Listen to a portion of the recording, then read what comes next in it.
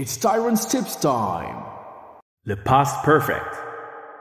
Pour faire une phrase avec le past perfect, c'est très facile. Il te faut trois choses. Le sujet, l'auxiliaire have au passé, donc had, et ton participe passé. Donc si c'est un verbe régulier, ça sera juste le fameux verbe avec le ed. Par exemple, I had played basketball. Mais si le verbe est irrégulier, bon bah là, faut juste apprendre par cœur. Donc n'oublie pas, c'est la troisième colonne. Donc par exemple, c'est impossible de dire I had saw a film. On dira I had seen a film. Et comment on fait une phrase négative? Toujours aussi facile. Tu rajoutes not après had. Par exemple, I had not worked a lot.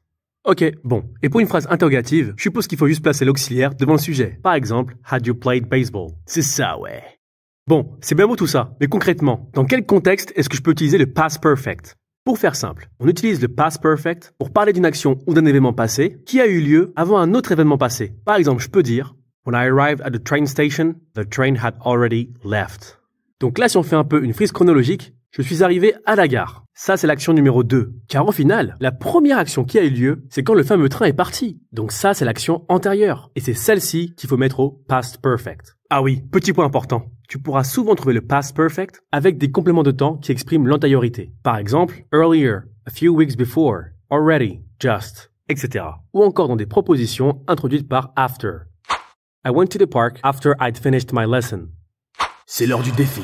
Traduis cette phrase en anglais. Quand je suis arrivé, il avait déjà mangé. À toi de jouer!